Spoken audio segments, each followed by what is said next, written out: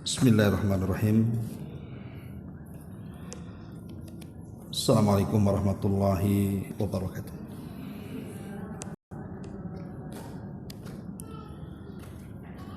Alhamdulillah wassalatu wassalamu ala Rasulillah wa ala alihi wa sahbihi wa mawalah wa la hawla wa la quwata illa billahi wa ba'du. Alhamdulillah, di pagi ini kembali kita bisa duduk di Masjid Sukajadi dan kita melanjutkan kajian masih membahas kitab 175 Jalan Menuju Surga Allah Subhanahu wa Ta'ala, dan kita masuk pada poin ke-16. Kita baca hadisnya baru kita terangkan. Nabi SAW bersabda di sini dari hadis yang dikeluarkan oleh Imam At-Tirmidzi dan dihasankan oleh beliau.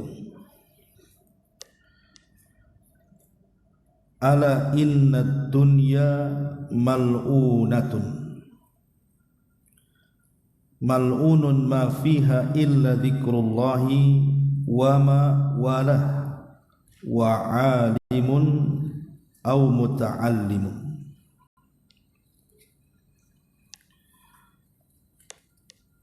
Kata Nabi SAW, ketahuilah bahwa sesungguhnya dunia ini adalah terlaknat dan segala apa yang ada di dalamnya pun terlaknat, kecuali orang-orang yang berzikir kepada Allah kemudian melakukan amal saleh yang mengiringinya, atau seseorang yang berilmu atau orang yang berusaha untuk mempelajari ilmu.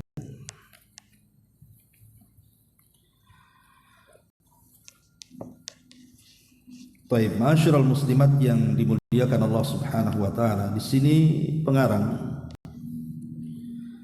membuat bab penjelasan bahwa sungguh keutamaan dunia hanyalah dengan zikir kepada Allah, kemudian juga amal saleh dan juga ilmu. Kemudian mendasari babnya dengan hadis yang dikeluarkan Imam Tirmidzi dan dihasankan olehnya. Al-Imam Ibn Taimiyah rahimahullahu ta'ala ketika memberikan catatan kepada hadis ini, beliau mengatakan, laisa fid dunya minal ladzati a'zam min ladzatil ilmi billahi wa dzikrihi wa ibadatihi. Kata beliau, tidak ada di dunia ini yang lebih lezat kecuali orang-orang yang mengetahui tentang Allah, kemudian berzikir kepada Allah dan senantiasa beribadah kepada Allah Subhanahu wa Ta'ala.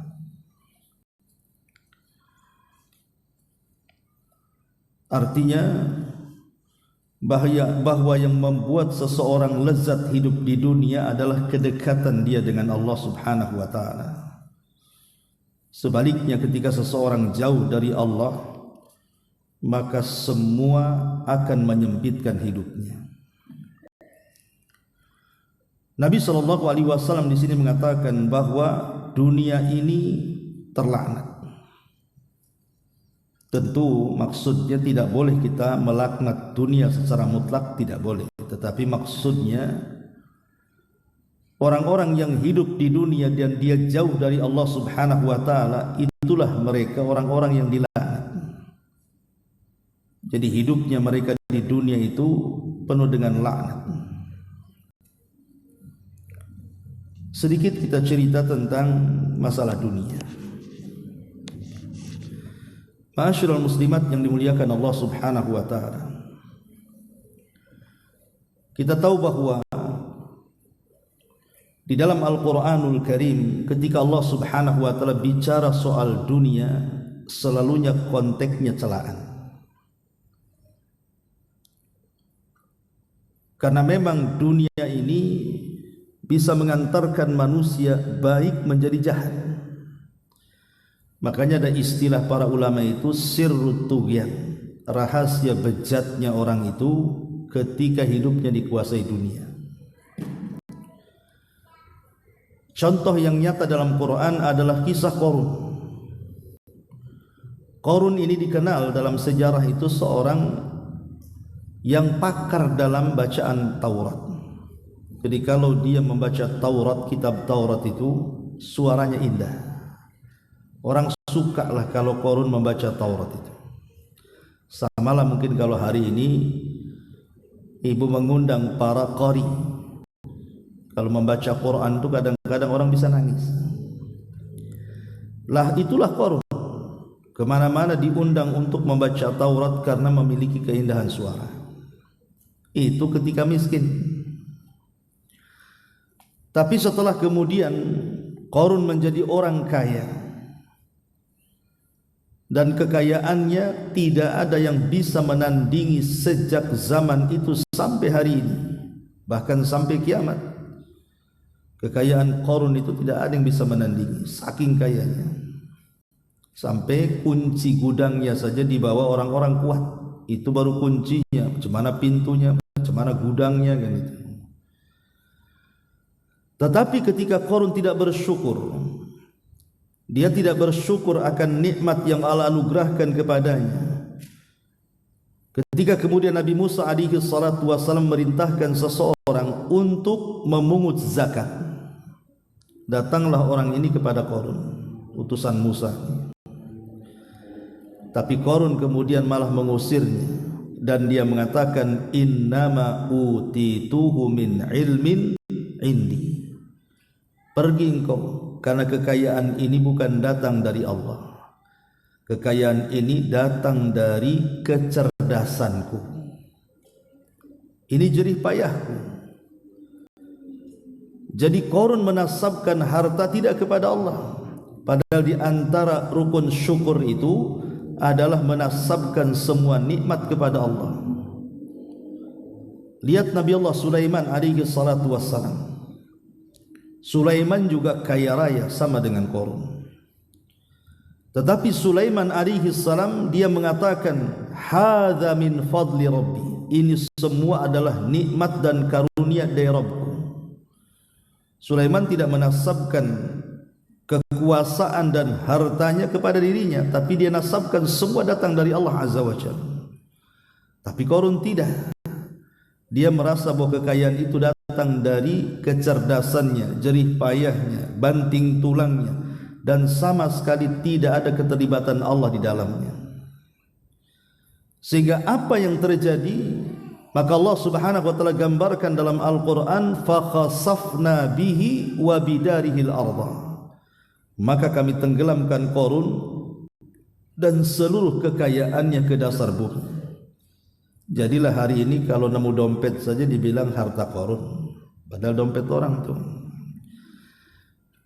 Setiap ngorek-ngorek apa gitu ya, kemudian ada perhiasan di dalamnya dibilang harta Qarun. Karena memang Qarun ini bukan dibicarakan dalam Islam saja. Orang-orang Yahudi juga membicarakan, orang-orang Nasrani juga membicarakan soal Qarun. Di Qarun ini luar biasa kejahatannya. Nah, ini sebuah gambaran di dalam Al-Quran bagaimana kemudian Allah Subhanahu wa taala banyak mencela dunia. Makanya di sini Rasul mengatakan ala inna dunya mal'unah. Ketahuilah dunia ini terlaknat.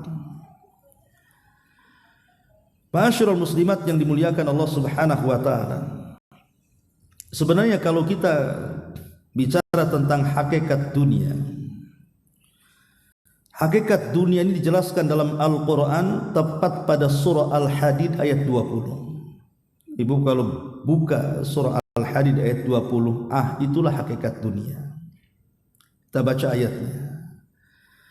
Allah Subhanahu wa taala berfirman, "I'lamu annamal hayatud dunya la'ibun wa lahwun wa zinatun wa tafakhurun bainakum wa takathurun fil amwali wal aulad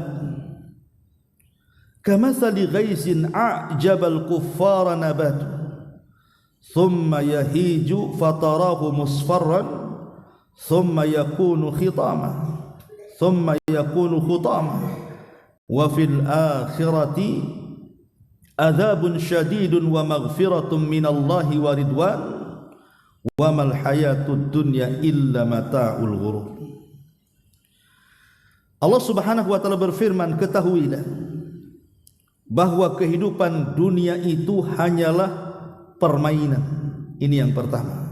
Dunia ini hanya permainan. Kemudian yang kedua, walahwun, kelengahan. Kemudian yang ketiga, wazinatun, perhiasan. Kemudian yang keempat, watafaqurum bainakum, saling bermegah-megahan di antara kalian. Kemudian yang kelima, wa takathurun fil amwal, saling berlomba-lomba dalam memperbanyak harta. Kemudian yang keenam, wal aulad, dan saling memperbanyak soal keturunan. Itulah hakikat dunia, berarti ada 6. Pertama, dunia ini permainan. Yang kedua, dunia ini kelengahan. Yang ketiga, dunia ini perhiasan. Yang keempat, dunia ini hanya untuk berbangga-banggaan. Yang kelima, dunia ini hanya untuk memperbanyak harta kekayaan. Dan yang terakhir, dunia ini hanya untuk membangga-banggakan keturunan. Itulah hakikat dunia, kata ulama. Coba di dunia ini apa coba? Yang ibu lakukan ya paling di dunia ini senang-senang saja kan, jalan ke sana kemari, itulah kesenangan. Terkadang seseorang melampiaskan dalam kemaksiatan, minum khamar, berzina dan yang seterusnya, itulah kelengahan dia. Kemudian juga mengoleksi, ibu ngoleksi tas, ngoleksi pakaian, ngoleksi perhiasan dan yang semacamnya. Itu apa kalau bukan untuk kebanggaan? Ataupun mungkin ibu berlomba-lomba untuk membangun rumah bagus-bagus, membeli kendaraan yang cantik-cantik. Itu untuk apa kalau untuk bermegah-megahan saja?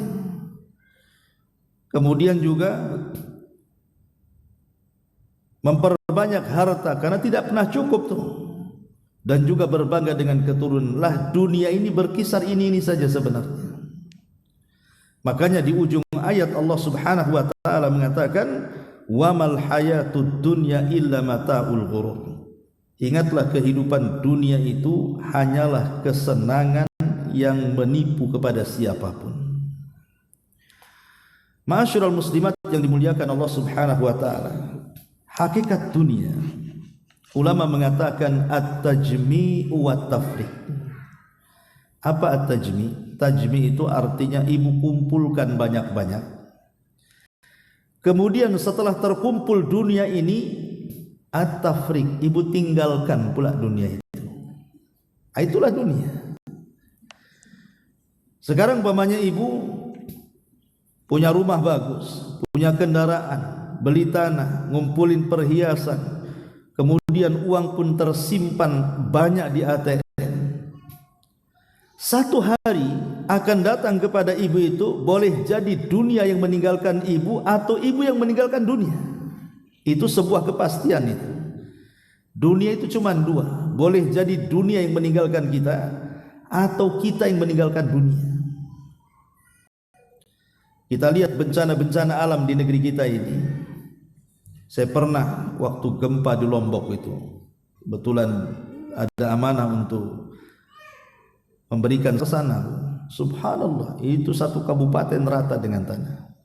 Rumah-rumah yang bertingkat, tidak ada yang bisa dihuni.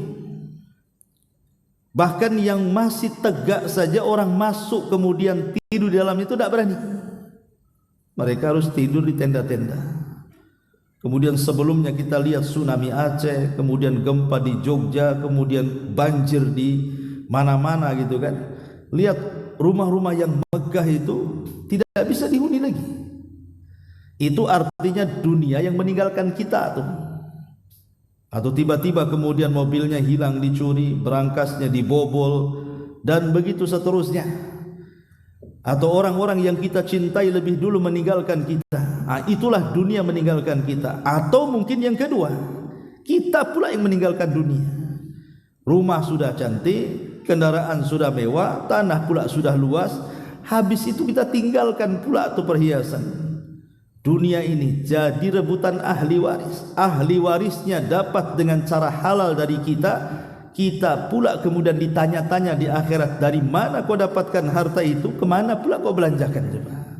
Kan berat tuh. Makanya kemudian Nabi mengatakan inna dunya mal'una. Dunia ini terkadang terlaknat bagi kita. Karena hakikatnya dikumpul-kumpulkan, habis itu pula ditinggalkan. Yang celakanya lagi terkadang orang ini belum meninggalkan dunia. Artinya dia masih hidup di rumah megahnya, masih memandang kendaraan mewahnya, tapi dia tidak bisa apa-apa. Boleh jadi jalan di taman indahnya, untuk ke sana saja butuh orang yang menuntunnya. Lalu apa coba nikmatnya kalau seperti itu? Dia lelah letih ya, dari kecil dia kumpulkan harta itu, setelah dapat tidak bisa dinikmati. Naik mobil saja harus disopiri. Lah ini belum mati padahal. Cemana pula sudah mati. Lah dari sini maka Nabi ingatkan sekali lagi, ala inna dunya mal'una. Ingat dunia ini terlaknat. Satu hari Umar bin Khattab radhiyallahu anhu masuk ke ruangan Nabi SAW. Kebetulan ketika itu Rasul ada masalah dengan istri-istrinya. Ya, Rasul pun terkadang punya masalah juga dengan istri-istrinya. Tapi sekali lagi masalah yang dihadapi Rasul dalam keluarga itu menjadi sebuah syariat. Sebab kalau Rasul tidak pernah bermasalah, kemudian kita punya masalah, susah pula cara menyelesaikan masalah. Tapi ketika Rasul ada masalah, kemudian Rasul menyelesaikan masalah, kita bisa mencontoh cara penyelesaiannya dari Nabi SAW. Apa masalah Nabi? Jadi sebagian istri Nabi SAW itu protes sama Nabi, minta supaya tambahan belanjanya ditambah. Rupanya tabiat wanita itu sama saja sejak zaman Nabi sampai hari ini, pasti minta tambahan belanja kan. Kalau bisa kan tambah.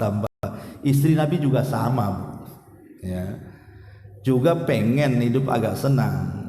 Mereka manusia juga, kita tidak bisa pengen juga hidupnya enak kan itu. Tetapi Nabi SAW kan sudah berusaha keras menghidupi keluarganya, dan itulah kemampuan Nabi SAW. Sehingga Rasul marah. Akhirnya Nabi SAW pun kemudian tidak menggauli istrinya hampir 1 bulan. Dia pindah ruangan, tidak mau hidup bersama istrinya. Sehingga kemudian tersebar isu bahwa Nabi SAW menceraikan istri-istrinya. Disinilah kemudian marahlah para mertua. Abu Bakar marah sama Aisyah, disangka Aisyah biang keroknya. Kemudian Umar juga marah sama Hafsah, disangka Hafsah pula biang keroknya. Akhirnya kemudian para mertua ini mendatangi Nabi. Nah, salah satunya Umar bin Khattab radhiyallahu anhu. Dia datang kepada Nabi SAW untuk mempertegas betul enggak dia menceraikan putrinya. Begitu juga Abu Bakar dan yang lainnya. Ketika Nabi SAW sedang tertidur, dan Nabi SAW tertidur itu dialas dengan pelepah kurma. Jadi tikarnya itu pakai anyaman pelepah kurma. Jadi kalau Rasul bangkit dari tidur itu, bekas anyaman pelepah kurmanya itu ngecap di badannya. Jadi Umar bin Khattab radhiyallahu an melihat kenyataan seperti itu, dia menangis. Macam mana pula orang nomor satu di dunia, tidak ada manusia yang lebih mulia di kolong langit melebihi Nabi, kok hidupnya seperti ini? Sementara Umar ini seorang tujar pedagang, dia biasa di zaman jahiliyah mendatangi Persia, bagaimana megahnya seorang Raja Kisra. Dia biasa datang ke Romawi, dia melihat bagaimana megahnya Raja Kaisar, bagaimana dengan Najasyi dan raja-raja dunia yang lainnya. Sementara Rasul seperti ini kondisinya, padahal dia harus lebih dibandingkan mereka. Jadi Umar menangis melihat Nabi SAW seperti itu. Kemudian Umar mengatakan, ya Rasulullah, tidakkah engkau seperti raja-raja itu? Mereka punya singgasana, punya kasur yang empuk, punya dayang-dayang. Kenapa engkau mempersulit diri seperti ini? Maka Nabi SAW mengatakan, ya Umar, redhakah engkau, sukakah engkau bahwa kemuliaan-kemuliaan yang harusnya Allah persembahkan untuk kita di sorga, Allah berikan kepada kita di dunia? Ataukah kita memilih kesenangan itu di dunia dengan tidak mengharap kesenangan di dunia? Apakah dengan cukup kita ini mengharap kesenangan di akhirat dengan merasakan kondisi seperti ini di dunia? Maka Umar radhiyallahu an pun terdiam.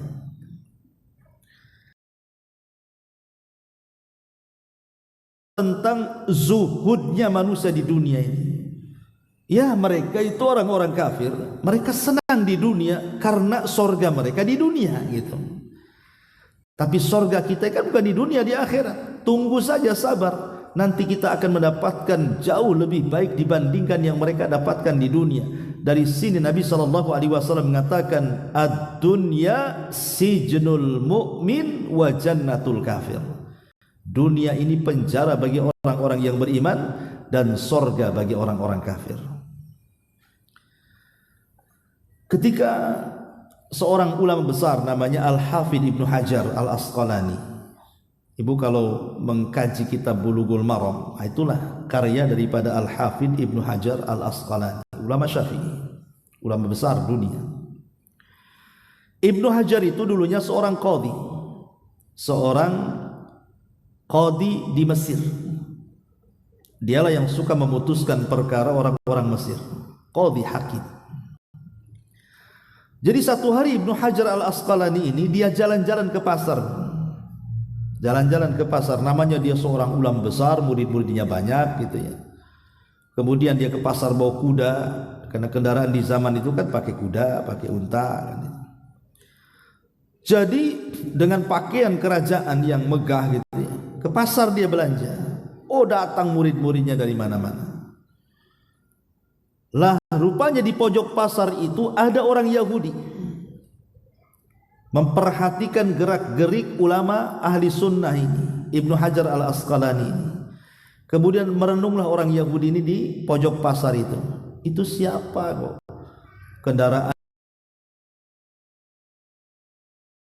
kemudian dihormati orang, enak kali hidup dia. Karena orang Yahudi ini sudah kafir, belangsak lagi hidupnya, miskin dia. Jadi orang Yahudi miskin ini akhirnya ngomong sama kawannya yang muslim itu, dan dikatakan, wahai fulan, kamu tahu siapa orang itu? Enak kali hidupnya. Maka seorang muslim ini yang merupakan muridnya Ibnu Hajar juga mengatakan, dia guru kami, dia Ibnu Hajar Al-Asqalani, dia hakim kami di sini. Kemudian Yahudi miskin dia mengatakan kepada yang muslim ini, bisa enggak kau antar aku ngobrol dengan dia? Kata seorang muslim, oh tentu bisa, saya bisa antar kau ke tempat dia. Akhirnya kemudian Yahudi miskin ini diantar oleh muridnya Al-Imam Ibnu Hajar, kemudian menemui sang imam besar dunia ini. Setelah ketemu, di situ terjadi dialog empat mata. Kata Yahudi ini, wahai imam, hidupmu kok senang sekali. Kamu memiliki kendaraan yang bagus, pakaian yang megah, dihormati manusia, dapat gaji dari pemerintah. Kurang apa hidupmu? Kemudian dia mengatakan, wahai imam, saya ingin bertanya satu perkara. Saya dengar dalam agamamu, nabimu mengatakan ad-dunya sijnul mu'min wa jannatul kafir. Dunia ini penjara bagi orang yang beriman dan sorga bagi orang kafir. Apa enggak terbalik katanya? Dia mengatakan, apa tidak terbalik kan katanya? Maksudnya, dalam pandanganmu, kata orang Yahudi ini, pasti kau katakan aku ini kafir karena aku ini Yahudi. Tapi lihat kehidupanku kok susah kayak gini katanya. Bagiku dunia ini penjara, tidak ada surga-surganya katanya. Tapi engkau ini bagimu adalah menurut pandanganmu kan ini seorang muslim, seorang mukmin. Katanya seorang mukmin itu dunia penjara bagi dia. Kulihat kau tidak di penjara, kau senang hidupnya. Macam mana dengan hadis itu? Akhirnya Ibnu Hajar Al-Asqalani menjelaskan tentang posisi hadis itu kepada Yahudi fakir ini. Dia mengatakan sini, saya akan kasih tahu makna hadis itu. Kemudian kata Al-Hafidz Ibnu Hajar, tahukah kamu ketika Nabi SAW mengatakan bahwa dunia itu penjara bagi orang yang beriman, aku gini-gini, kata Al-Hafidz Ibnu Hajar, walaupun dalam pandanganmu aku ini senang menggunakan kendaraan, digaji pemerintah, dengan pakaian yang seperti ini, dihormati manusia, tapi dunia bagiku itu masih penjara. Kenapa? Karena aku belum bisa meninggalkan sholat, aku belum bisa meninggalkan puasa Ramadan, aku belum bisa meninggalkan zakat, aku belum bisa meninggalkan haji, aku belum bisa meninggalkan ibadah-ibadah yang Allah perintahkan dan Allah wajibkan kepada aku. Artinya aku masih terpenjara dengan perkara-perkara itu. Kemudian kata Al-Hafidz Ibnu Hajar Al-Asqalani, tapi engkau, maksudnya engkau tu Yahudi fakir, sesusah-susahmu kau di dunia dibandingkan dengan neraka yang menunggumu, dunia itu sorga bagimu katanya. Sebab kalau kau masuk neraka, kondisinya lebih menakutkan lagi. Kau ini masih sorga. Beda dengan aku di sini, kata Al-Hafidz Ibnu Hajar. Sesenang-senang aku di dunia menurut pandanganmu, di sorga jauh lebih senang lagi katanya. Maka dari sini Bu yang dimuliakan Allah Subhanahu wa taala, bahwa dunia ini adalah penjara bagi orang-orang yang beriman. Maksudnya penjara di sini karena kita belum bisa bebas. Masih ada hukum-hukum taklif yang harus kita lakukan. Ibu tidak bisa sembarangan meninggalkan sholat. Kalau meninggalkan sholat bisa kafir. Jadi masih terpenjara dengan perintah-perintah dan menjauhi larangan.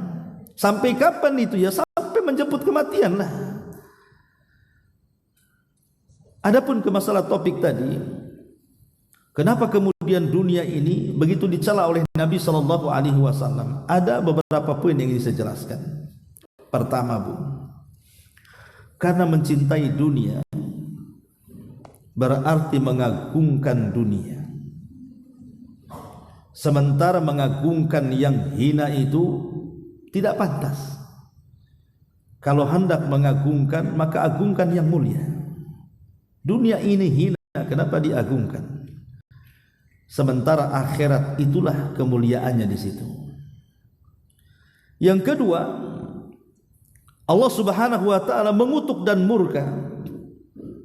Dan juga Nabi sallallahu sampai Nabi sallallahu alaihi wasallam lewat, ada bangkai kambing.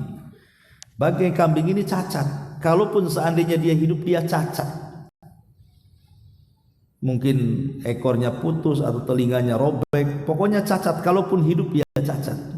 Tapi dia sudah jadi bangkai. Jadi Nabi SAW mengatakan kepada para sahabat, mau enggak kalian membeli bangkai kambing ini? 1 dinar saja atau 1 dirham saja. Sahabat mengatakan, Rasul, walaupun dia hidup kami tak mau katanya. Jangan lagi bangkai, hidup pun kami tak mau 1 dirham itu. Maka Nabi SAW, maka kondisi jauh lebih buruk daripada bangkai kambing ini. Lihat kata Nabi, bahwa dunia itu jauh lebih buruk dibandingkan bangkai kambing ini. Sebab gini Bu, Nabi mempermisalkan dalam hadis yang lain, jikalau ada 2 serigala, dua-duanya lapar nih serigalanya, belum makan 3 hari. Tiba-tiba ada seekor domba Kira-kira serigala ini menerkam domba itu tidak pasti menerkamnya. Kira-kira mencabiknya tidak pasti mencabiknya. Kira-kira memakannya tidak pasti memakannya. Namanya serigala lapar. Maka Nabi SAW sesadis-sadisnya dua serigala, ketika kemudian mencabik-cabik buruannya, itu tidak lebih sadis dibandingkan orang yang mengejar dunia. Lihat permisalan Nabi. Jadi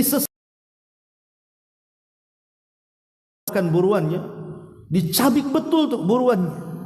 Tapi Rasul mengatakan sesadis-sadisnya dua serigala lapar yang mencabik buruannya tidak lebih sadis dibandingkan manusia yang mengejar dunia.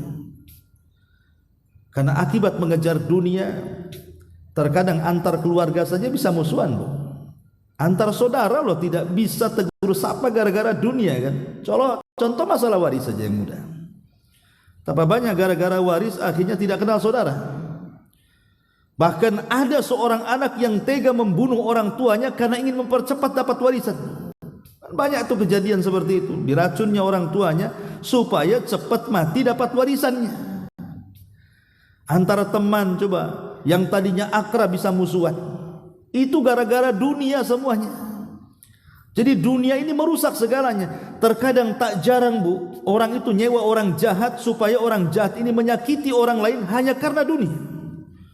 Sikat sikut sana sini dan begitu seterusnya. Sampai saya itu punya kawan bekerja di instansi pemerintah. Dia cerita, kami itu di dalam itu wah luar biasa persaingan itu, sikut sana sikut sini katanya. Kalau kita tidak ikut alur mereka, kita terbuang dari situ katanya. Lah seperti itu kondisinya kan. Makanya wajar kalau Rasul mengatakan sesadis-sadisnya serigala itu masih sadis manusia lagi. Hanya dunia ini yang kedua. Yang ketiga, mencintai dunia ini berarti menjadikan dunia sebagai tujuan hidupnya.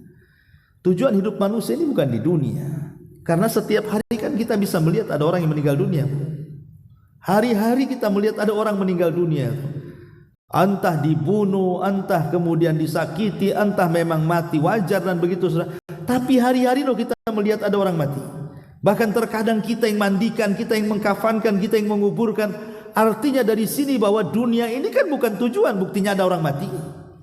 Bahkan kita saja sudah akan merasakan kematian yang usianya mungkin di atas 50-60 itu sudah terasa tuh kematian itu menjemput kita. Karena apa? Dengan mulainya lemahnya badan kita, tenaga sudah tidak kuat, melangkahnya sudah ngos-ngosan dan begitu seterusnya. Sebenarnya logika-logika itu bisa kita gunakan bahwa dunia ini bukan sebagai tujuan hidup. Makanya Rasulullah SAW sampai mengatakan kepada Ibnu Umar radhiyallahu anhuma, wahai Ibnu Umar, jadikan dunia ini tempat safar dirimu, hanya singgah sesaat kemudian kau berangkat lagi. Kemudian yang ketiga,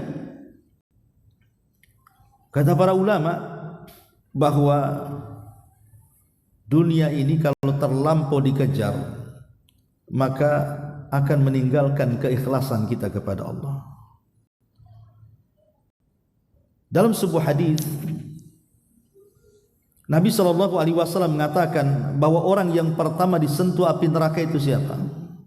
Salah satunya orang kaya yang ahli sedekah.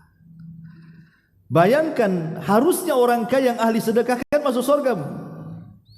Tapi tidak pula orang ini justru yang pertama dipuji orang, ingin disanjung orang, akhirnya jangan itu, nggak bayar tuh, nggak usah ngutangi lagi sama dia.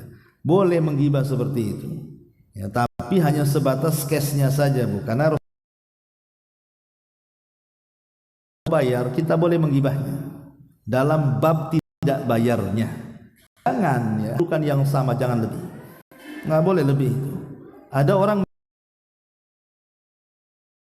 kata saja.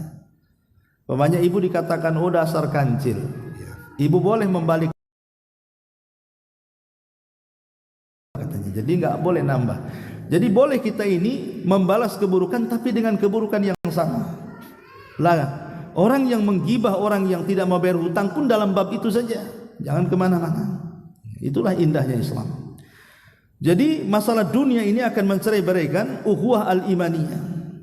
Kemudian terkadang juga tashabbatat qalbul abdi.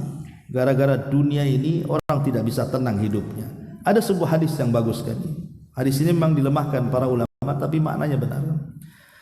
Kata Nabi sallallahu alaihi wasallam, Man ushriba qalbuhu hubbud dunya, atau man ashraba qalbahu hubbad dunya iltata minha bithalathin, kata Rasul. Barang siapa hatinya dipenuhi dengan cinta,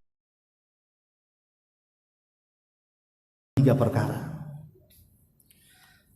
Yang pertama, syaqa'in la yanfad anahu wa hirsin lam yablugh ghinahu wa amalin lam yablugh muntahahu. Kata Nabi SAW, kalau orang sudah dicintakan dengan dunia, pertama dia akan mendapatkan penderitaan yang tidak akan pernah berakhir. Yang kedua, keinginan yang tidak akan pernah tercukupi. Yang ketiga, cita-cita yang tidak akan pernah ada ujungnya. Ini tiga perkara. Orang kalau terlampau cinta dunia ingin mengejarnya, pasti yang ada penderitaan. Pasti semua keinginannya tidak mungkin terpenuhi dan cita-citanya tidak mungkin tergapai. Kenapa? Karena dunia ini kan tidak pernah puas mencarinya, Bu. Siapa yang bilang puas itu? Saya itu punya kawan, dia tukang bangunan. Kebetulan dia bekerja juga bangun di pesantren itu. Dicerita dia, dulu Ustadz saya waktu masih awal-awal ke Batam. Jadi ya saya kerja bangunan seperti ini. Saya bercita-cita kalau saya sudah punya rumah nggak ngontrak, punya mobil minimalnya mobil pick up gitu ya. Itu sudah cukup katanya. Sekarang keinginannya sudah dipenuhi Allah. Dia cerita sama saya itu. Alhamdulillah Ustaz, saya sudah bisa beli rumah, nggak lagi ngutang katanya. Saya pun sudah bisa beli pick up katanya. Ya. Tapi kayaknya saya masih kurang. Kalau bisa beli tanah lagi sebelah sana kan begitu, Bu. Ya. Orang itu tidak mungkin puas karena Allah yang mengatakan jama'a mala wa addada yahsabu anna malahu akhlada. Orang itu loh kalau sudah ngumpul-ngumpulkan harta itu pasti akan dihitung tuh hartanya. Kalau sudah dihitung hartanya pasti minta tambah. Contoh, ibu sudah punya kos-kosan 10 pintu. Sebelahnya ada tanah kosong. Pasti ditanya tuh tanah kosong itu. Ini tanah kosong siapa, mau dijual enggak? Mesti itu. Ya. Nanti ini sudah kebeli, Bu, dibangun lagi tuh, mungkin sampai 10 pintu lagi. Mungkin tidak jauh dari situ ada lagi tanah kosong tuh. Pasti ditanya lagi tuh, tanah kosong siapa tuh? Akan seperti itu. Karena Rasul yang mengatakan orang itu loh baru puas kalau sudah ditimbun tanah. Kalau belum ditimbun tanah enggak akan puas itu. Yang menjadikan berhenti manusia dari dunia itu tanah yang menimbunnya. Baru selesai angan-angannya. Jangan dari dunia, Bu. Orang yang nampaknya mencari akhirat, kalau tujuannya dunia itu tersiksa, Bu. Contoh nih, ibu nyumbang ke pesantren saya umpamanya, anggap saja 20 juta nih Ustaz untuk pembangunan pesantren. Jadi saya tidak doakan ibu, cuman syukran jazakumullah khairan umpamanya kan. Itu kepikiran tuh sama ibu tuh. Kok Ustaz cuman syukran jazakumullah khairan katanya. Kok tak ada doa panjang-panjang kek, nama saya disebut di grup kek kan itu. Kan itu. Tak nampak di situ. Oh, tahu kayak gini 1 juta saja besok saya sumbang. Kan itu tersakiti, Bu. Karena tidak ikhlas kan. Karena tidak ikhlas itu padahal jelas-jelas itu urusan akhirat, tapi karena tujuannya dunia, sakit hati dia. Macam mana kalau hanya lah dari sini, makanya wajar kalau Nabi SAW mengatakan syaqa'in la yanfad anahu, kata Rasul. Penderitaan yang tidak akan pernah berakhir selamanya. Menderita dia. Ya. Kemudian wa hirsin lam yablughina, dan juga keinginan yang tidak akan pernah terpenuhi. Ibu kalau seandainya ibu berbuat baik, kemudian semua orang ingin memuji ibu, bisa? Tidak bisa. Karena keredoan manusia itu, kita mencari redho manusia itu sesuatu yang mustahil didapat.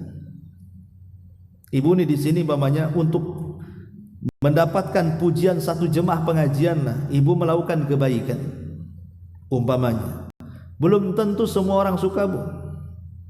Orang yang berbuat baik saja tidak semua orang suka. Kalau tujuan berbuat baik itu supaya dapat pujian orang.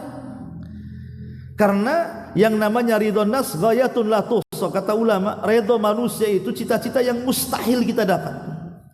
Orang berbuat baik saja ikhlas karena Allah, tidak semua orang suka, apalagi orang buat jahat. Lah itulah dunia. Nah dunia ini terkadang, kata Nabi SAW, wa hirsin la yablugh ghina, keinginan yang tidak akan mungkin terpenuhi secara maksimal. Ada saja kekurangannya dunia itu. Ibu saja bangun rumah nih, udah digambar cantik-cantik kan gitu. Di tengah jalan nggak jadi, Pak tukang, ini bongkar nih, ini ganti nih, sebelah sini ruangannya. Itu padahal sudah awalnya sudah digambar cantik-cantik, itu sudah menghayal rumahnya kayak gitu, sudah dibangun, ada aja yang dirobah tuh. Karena memang dunia ini tidak pernah memuaskan hati. Kemudian kata Rasul, wa amalin la yablugh muntaha. Kemudian juga kata Nabi, cita-cita yang tidak mungkin tergapai. Dan banyak lagi lah kalau cerita dunia. Taib. Kita balik kepada hadis yang kita bahas. Di sini Nabi SAW mengatakan, ala inna dunya mal'unatun mal'unun ma fiha illa dzikrullahi wa ma'walahu wa alimun au muta'allimun. Ketahuilah bahwa sesungguhnya dunia ini adalah terlaknat, dan segala apa yang di dalamnya pun terlaknat, kecuali zikir kepada Allah Subhanahu wa taala. Kecuali zikir kepada Allah Subhanahu wa taala, kemudian amal saleh yang mengiringi zikir tersebut, dan juga seseorang yang berilmu atau mempelajari ilmu. Masyarul muslimat yang dimuliakan Allah Subhanahu wa taala, bicara tentang zikir. Zikir itu kan ada 3 bentuk, Bu. Dan semua zikir itu pasti menenangkan hati. Tidak ada zikir yang tidak menenangkan hati. Disebutkan dalam kitab para ulama ketika menjelaskan tentang keutamaan dan bentuk-bentuk majelis zikir.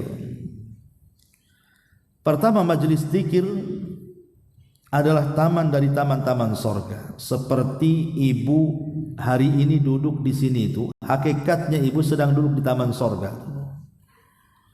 Cuman tak nampak aja tamannya kan. Maksudnya seperti duduk di taman sorga.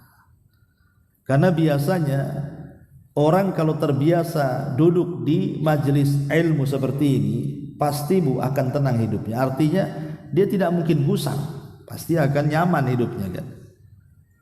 Mendengarkan kira-kira apa nih, ngomong apa nih Ustadz nih kan. Dia serius. Coba ibu bawa kawan, tidak pernah duduk di majelis ta'lim, bawa saja ke sini. Apa enggak goyang-goyang pantatnya? Kapan Ustadz, lama kali ini udah. Karena tidak terbiasa duduk masalahnya. Kalau ibu kan ibarat ikan dicemplungkan ke air kan, tenang aja dia. Kalau kawan ibu yang tidak pernah duduk di majelis ta'lim, itu kayak burung dimasukkan sangkar tuh, mau keluar aja dia. Nah, seperti itulah orang kalau sudah cinta dengan ilmu, maka dia akan cinta dengan majelis zikir, dengan duduk di tempat-tempat berzikir. Adapun bentuk-bentuk yang pertama, duduk bersama-sama, ya masing-masing berzikir, itu juga termasuk majelis zikir. Jadi sama-sama dengerin kajian, atau ibu mungkin berzikir sendiri, membaca tasbih, takbir, tahmid dan begitu seterusnya. Itu disebut majelis zikir. Kemudian juga yang kedua, jika ibu kemudian membaca Al-Quran, duduk ya, maka itu pun termasuk ibu itu bermajlis di majlis zikir namanya. Atau yang ketiga, mempelajari halal dan haram, seperti ini yang saya katakan di awal tadi, ya, mempelajari halal haram, ini boleh, ini tidak, ini perintah, ini larangan, dan begitu seterusnya. Itu semua adalah bicara soal majlis zikir. Atau mungkin yang tidak bentuknya majlis, ibu pulang dari sini zikir sendirian, ketika di jalan, ketika di pasar, ketika di rumah, dan begitu seterusnya. Lah zikir inilah yang akan memanfaatkan hidup kita di dunia. Makanya ada istilah hadis Nabi SAW apa? Sabaqal mufarridun. Apa sabaqal mufarridun itu? Jadi kalau ibu pulang dari sini berdua nih naik motor boncengan, ini yang sopirnya yang di depan, dari mulai sini sampai rumah lisannya terus mengucapkan subhanallah walhamdulillah wala ilaha illallah Allahu akbar, atau subhanallah bihamdi subhanallah, terserah zikir apa. Yang di belakang sibuk pegang handphone, entah tengok apa kan, sama-sama sampai rumah. Lah kata Nabi SAW, sabaqal mufarridun, orang-orang yang lisannya tidak pernah berhenti dari zikir, justru dia akan masuk surga dibandingkan kawannya yang diam. Sama-sama pada pulang dari majelis taklim kan, sama-sama pulang dari sini nih, tapi pulangnya dan berangkatnya yang satu zikir, yang satu diam. Maka yang suka berzikir ini kata Rasul, mereka lebih mendahului kita masuk surga dibandingkan kita yang diam. Ini kan luar biasa ya. Itu kalau cerita zikir. Adapun zikir ini kenapa kemudian dikecualikan dari dunia yang terlaknat ini? Kenapa Nabi SAW memilih zikir? Karena memang zikir ini amalan yang ringan, semua orang bisa melakukannya. Ibu bisa melakukannya, bapak bisa melakukannya, anak kecil, orang remaja, orang dewasa, orang tua, orang sakit, orang sehat, orang safar, orang mukim, semua bisa melakukannya. Tidak dibatasi tempat, tidak dibatasi waktu. Coba bayangkan, semua bisa melakukannya. Tidak orang bisu, tidak orang bicara, tidak orang tuli, tidak ada orang mendengar. Semua bisa berzikir, karena zikir itu bisa dalam hati, bisa dengan lisan, bisa dengan pikiran kan. Makanya amalan zikir ini semua orang bisa melakukannya. Dari situlah Rasul SAW memprioritaskan yang pertama kali zikir. Baru setelah itu wa mawala, amalan yang mengiringi zikir, wa alimun au muta'allimun, orang alim ataupun orang belajar. Ma'asyiral muslimat yang dimuliakan Allah Subhanahu wa taala. Kenapa di sini Nabi SAW mengatakan alim wa muta'allim, orang yang berilmu dan orang yang mempelajari ilmu? Karena kalau bicara tentang perbandingan ilmu dengan dunia, itu banyak. Contohnya ilmu itu bisa menjaga kita, Bu, tapi dunia itu kita yang jaga. Kalau ibu punya ilmu, ilmu yang menjaga kita tuh. Tapi kalau kita punya harta, kita sibuk menjaga harta. Yang kedua, ilmu kalau diamalkan, Bu, itu bertambah. Harta kalau dibelanjakan pasti berkurang ya. Ilmu akan menjadi hakim yang memberikan hukum kepada kita, sementara harta itu menjadi objek hukum, dia yang terkena hukuman ya. Kemudian mencintai orang yang berilmu itu bagian daripada ibadahmu, tapi mencintai harta ini bisa menyesatkan orang. Kemudian juga ilmu menjadikan orang pemiliknya menjadi seseorang yang ditaati, dijadikan contoh.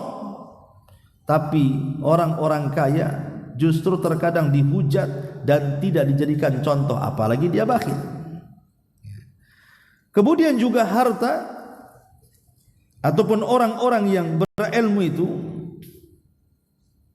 mereka senantiasa dihormati di dunia dan di akhirat. Lah pemilik harta ini udah dicela di dunia, dicela pula di akhirat ya.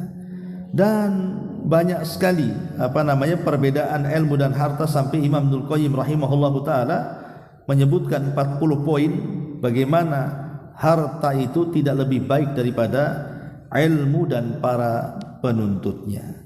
Wallahu a'lam bishawab. Ini yang bisa saya sampaikan, Bu, yang singkat.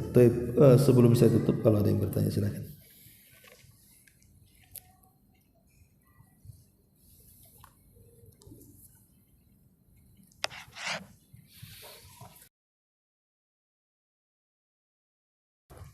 Silakan kalau ada yang bertanya.